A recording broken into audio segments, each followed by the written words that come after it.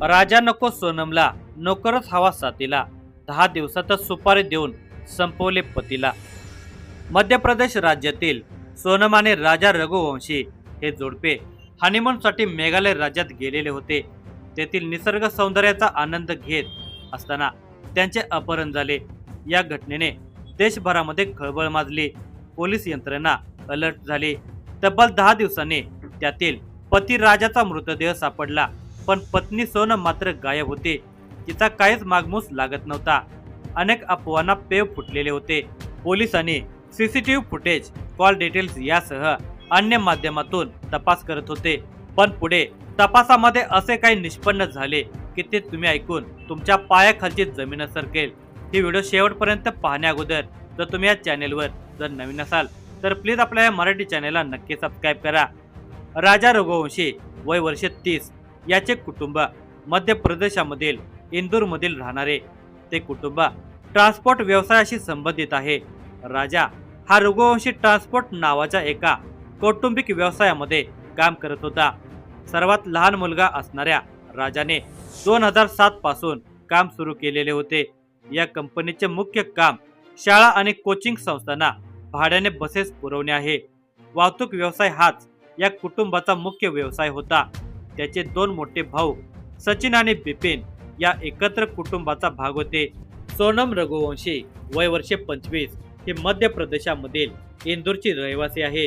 तिचा जन्म एका समृद्ध व्यावसायिक कुटुंबात झालेला आहे. तिचे वडील देवीसिंह रघुवंशी हे इंदूरमधील एका प्लायवूड कंपनीचे मालक आहेत. सोनमचे कुटुंब केवळ इंदूरमध्येच नाही तर गुजरातमध्ये प्लायवूड आणि सजावटीच्या लॅमिनेटचा व्यवसाय करते. गुजरात युनिटची जबाबदारी सोनमचे भाऊ गोविंद रघुवंशी यांच्याकडे आहे. या व्यवसायाने केवळ स्थानिकच नाही तर आंतरराष्ट्रीय बाजारपेठेतही आपली छाप पाडलेली आहे. तर सोनम रघुवंशी ही आपल्या कुटुंबाच्या व्यवसायामध्ये मानव संसाधन HR विभागामध्ये सक्रिय भूमिका बजावत असे. कर्मचाऱ्यांची भरती, प्रशिक्षण आणि कारखाना कामकाज यासारख्या जबाबदाऱ्या तिने सांभाळलेल्या आहेत. ती तिच्या वडिलांच्या कंपनीत केवळ HR विभागापुरती मर्यादित नव्हती तर व्यावसायिक निर्णयामध्येही महत्त्वाची भूमिका बजावत होती. सोनमच्या कमाईचे नेमके आकडे अद्याप उघड झालेले नसले तरी पण तिला तिच्या HR पदासाठी पगार किंवा कुटुंब लाभांश मिळत असे. याशिवाय तिचा पती राजा रघुवंशी स्कूल बस आणि कोचिंग ट्रान्सपोर्ट व्यवसायाशी संबंधित होता, ज्यामुळे सोनमची आर्थिक स्थिती आणखी मजबूत होऊ शकली असती. सोनम आणि राजाच्या कुटुंबाची रघुवंशी ॲपद्वारे भेट झालेली होती. वास्तविक त्याच वेळी सोनमने तिच्या आईला आपल्या प्रेम प्रकरणाची माहिती दिली होती असे म्हणतात. तिचे प्रेम राज कुशवाह याच्यावर होते. ती त्याच्यासोबत लग्न करणार होती, पण या लग्नाला तिच्या घरच्यांचा विरोध होता, कारण तिचा प्रियकर राज कुशवाह हा त्यांच्याकडे कामाला होता. सोनमपेक्षा 5 वर्षांनी लहान असलेल्या राजशी 3 वर्षापासून तिचे प्रेम संबंध होते. दोघांनाही लग्न करायचे होते. कामाच्या ठिकाणीच तिची आणि त्याची ओळख झालेली होती. ती एका नोकराच्या प्रेमात पडली हे काही तिच्या घरच्यांना मान्य नव्हते. नोकरासोबत आपल्या मुलीचा विवाह करण्यात ते कधीच राजी झाले नव्हते. त्यामुळे प्रेम कोणावरही असू दे, लग्न आपल्या समुदायात करावे लागेल असे तिला सुनावण्यात आले. त्यावेळी तिने घरच्यांना धमकी दिली होती की आता तुमच्या मताप्रमाणे मी लग्न करेन, नंतर जे होईल त्याला मात्र मी जबाबदार नाही. तिच्या या धमकीकडे कोणी फार लक्ष दिले नव्हते, पण पुढे काय वाढून ठेवले याची कल्पना कोणालाच नव्हती. सोनम आणि राजा रघुवंशी यांचा साखरपुडा 11 फेब्रुवारी 2025 रोजी झाला होता. त्याचवेळी तिने पती राजाला ठार मारण्याचा प्लॅन बनवला होता. तिने तिचा प्रियकर राज कुशवाहसोबत कट रचला की ते लुटीच्या बहाण्याने राजाला मारतील आणि मी विधवा होईन, तेव्हा तू माझ्याशी लग्न करशील. मग वडीलही लग्नाला नकार देणार नाहीत. एकीकडे तिच्या घरात तिच्या लग्नाची तयारी सुरू झालेली होती. राजा आपली होणारी बायको सोनमशी बोलत होता. ती त्याच्याशी गोड गोड बोलून त्याला बोलवत होती. दोघांच्याही घरात आनंदाचे वातावरण होते, पण ती मात्र राजाचा काटा काढण्यासाठी प्लॅन आखण्यात मशगूल होती. सोनम राज कुशवाह याच्याशी तासनतास बोलत असे. दिनांक 17 मे 2025 रोजी तिचे राज कुशवाह याच्याशी बोलणे झाले. त्यामध्ये त्याने ठरवले की आता राजाला मारावे लागेल. राजने त्याच्या कॉलनीतील मित्र विशाल उर्फ विकी ठाकूर, आकाश राजपूत आणि आनंद कुर्मी यांना हत्येसाठी तयार केले. कटाचा भाग म्हणून तिघांनाही दिनांक 21 मे 2025 रोजी ट्रेनने गुवाहाटी येथे पाठवण्यात आले. तर प्लॅननुसार सोनमने राजा रघुवंशी याला हनीमूनसाठी शिलाँगला जाण्यास राजी केले. दिनांक 20 मे 2025 रोजी नवविवाहित जोडपे हनीमूनसाठी शिलाँगला रवाना झाले. लाल पोशाखामध्ये त्यांच्यासोबत येणाऱ्या सोनमवर राजा खुश झालेला होता, तर सोनम त्याचा काटा काढण्याच्या प्लॅनमध्ये मशगूल होती. ती मारेकऱ्यांच्या संपर्कात होती. सोनम सतत लोकेशन सांगत होती. मारेकरी सावलीसारखा तिचा पाठलाग करत होता. राजा आणि सोनम शिलाँगला पोहोचले होते. त्या पाठोपाठ तिघे मारेकरीही शिलाँगला आले. सोनम राजाला चुकून लोकेशन पाठवत होती. मारेकऱ्यांनी पूर्व खासी हिल्स भागामधून 400 रुपयांना डाव ईशान्येकडील एक खास शस्त्र एक धारदार खरेदी केले. प्लॅननुसार त्या तिघांनी राजाशी मैत्री केली. त्यांनी त्याला सांगितले की तेही सहलीसाठी आलेले आहेत. आता मारेकऱ्याची ओळख राजाशी झाली होती. मारेकरी राजा आणि सोनम राहिलेल्या हॉटेलपासून अवघ्या 1 किलोमीटर अंतरावरील हॉटेलमध्ये थांबलेले होते. त्याला त्याच्या एकूण परिस्थितीचा अंदाज आलेला होता. परिणामी ते मनातून घाबरलेले होते. त्यातच शिलाँगची भौगोलिक परिस्थिती आणि लोकांच्या हालचालीमुळे ते घाबरत होते. त्यांनी राजाचा खून न करण्याचा निर्णय घेतला, पण सोनम ऐकायला तयार नव्हती. ती त्या तिघांच्यावर खून करण्यासाठी दबाव आणत होती. तिला कोणत्याही किमतीत राजाला मारायचे होते. तिने मारेकऱ्यांना 15,000 रुपये दिले आणि सांगितले की तुम्हाला त्याला मारावे लागेल. काम झाल्यावर 20 लाख रुपये देण्याचे आश्वासनही तिने दिले होते. दिनांक 23 मे रोजी राजा आणि सोनम भाड्याची स्कूटर घेऊन डबल डेकर ब्रिज परिसरामध्ये पोहोचले होते. तेथे तिचा हात धरून तो शिलाँगच्या दाट दऱ्यामध्ये गेला. तिने मारेकऱ्यांना लोकेशन पाठवले होते. काही वेळातच तिघे मारेकरी तिथे पोहोचले. आधीच ओळख असल्याने राजाने हसून हात हलवला. ते हसत जवळ आले आणि त्याच्यासोबत चालू लागले. त्यावेळी सोनम थकल्यासारखे बसवत मागे मागे थांबत होती. हळूहळू चालत होती. तर राजा आणि ते 3 तरुण सोबतच चाललेले होते. अचानक तिला एक निर्जन जागा दिसली. तेव्हा ती ओरडली, त्याला मारून टाका.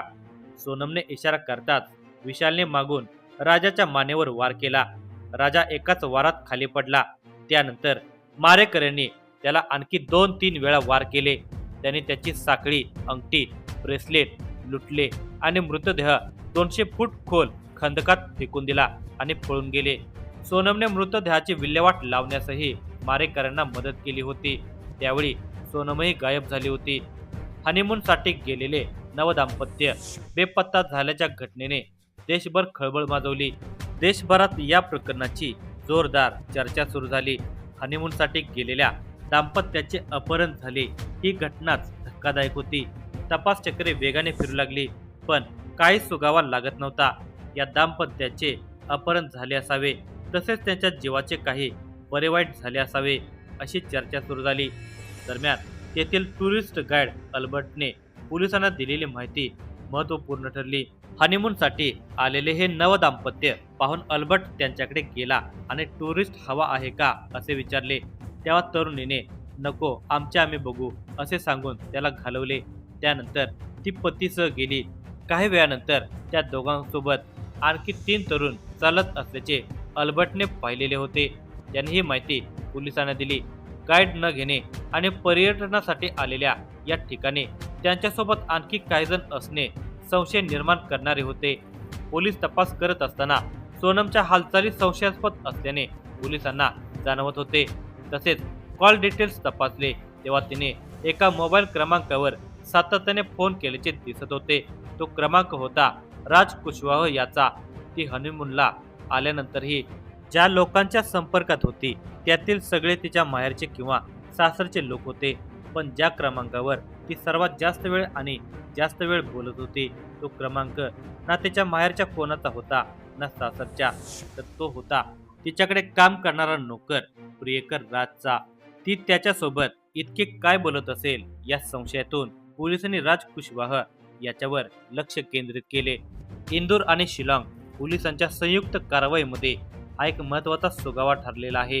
या निष्कर्षांच्या आधारे पोलिसांनी त्या चौघांना अटक केली. राजाची हत्या केल्यानंतर सोनमने फोन तोडला, तर गुन्हा केल्यानंतर संशयित आरोपी ट्रेनने घरी परतले होते. सोनम शिलाँगहून वाराणसीला एकटी आली आणि तिथून गाझीपूरला पोहोचली. ती बनारस मार्गे नेपाळला पळून जाण्याचा प्रयत्न करत होती, पण तिच्या प्रियकरासह सर्व संशयितांच्या अटकेची माहिती मिळाल्यावर दिनांक 9 जून 2025 रोजी तिने गाझीपूरमध्ये आत्मसमर्पण केले.